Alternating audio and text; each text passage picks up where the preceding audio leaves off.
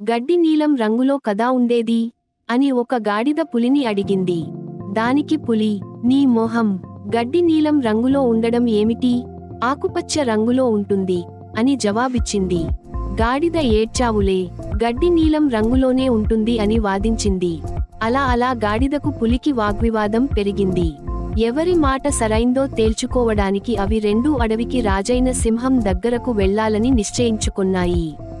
దట్టమైన అడవి మధ్యలో ఒక ఎత్తైన ప్రదేశంలో సింహం హుందాగా కూర్చొని ఉంది. అక్కడికి చేరుకోగానే పులికి ఏమాత్రం అవకాశం ఇవ్వకుండా గాడిద, వనరాజా, వనరాజా, గడ్డి నీలం రంగులో కదా ఉండేది, అవునా కాదా, మీరే చెప్పండి అంది. అవును, గడ్డి నీలం రంగులోనే ఉంటుంది అంది సింహం.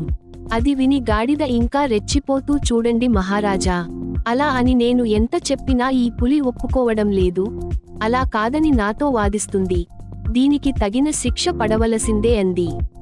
అవును, పులికి తప్పకుండా శిక్ష పడవలసిందే, పులిని 1 సంవత్సరం పాటు జైలులో ఉంచండి అని ఆదేశించింది సింహం. పెల్లుబికిన ఉత్సాహంతో రంకెలేసుకుంటూ అడవంతా పరిగెత్తడం మొదలెట్టింది గాడిద.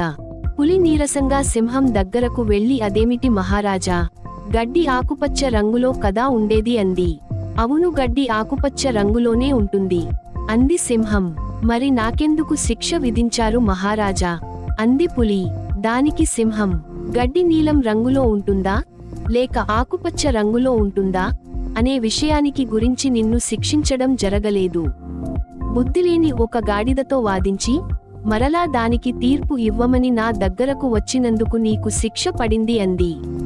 నీతి, మనస్థాయి కాని వారితోగాని, వితండవాదులతో గాని వాగ్వివాదాలు పెట్టుకోకండి.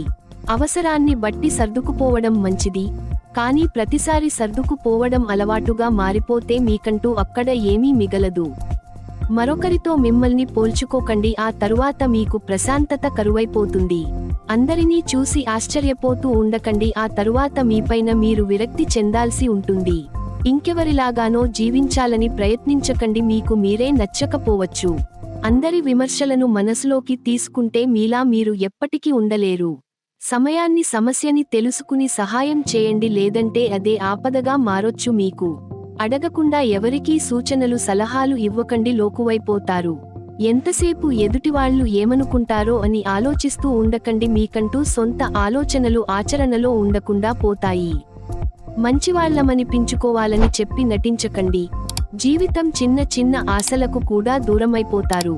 మీలా ఉండండి, మీకోసం జీవించండి, ఆ తరువాత అందరి గురించి ఆలోచించొచ్చు.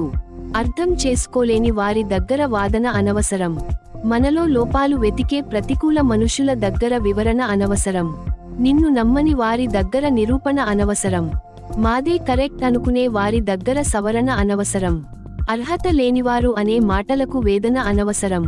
బంధం విలువ తెలియని వారి కోసం రోదన అనవసరం. నిన్ను బాధించిన వారిని తిరిగి బాధ పెట్టే మార్గాలకై శోధన అనవసరం. కొన్ని సందర్భాలలో మౌనమే పరిష్కారం, కొన్ని సందర్భాలలో కాలమే పరిష్కారం.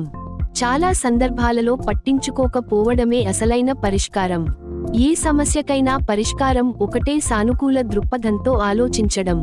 మీరు ఎప్పుడైతే పాజిటివ్ థింకింగ్తో ఉంటారో ప్రతి సమస్య దూది పింజలాగా చిన్నగా కనిపిస్తుంది. అలా కాకుండా భయపడుతూ, బాధపడుతూ ఉంటారో చిన్న సమస్య కూడా పెద్ద భూతంలా మారిపోతుంది.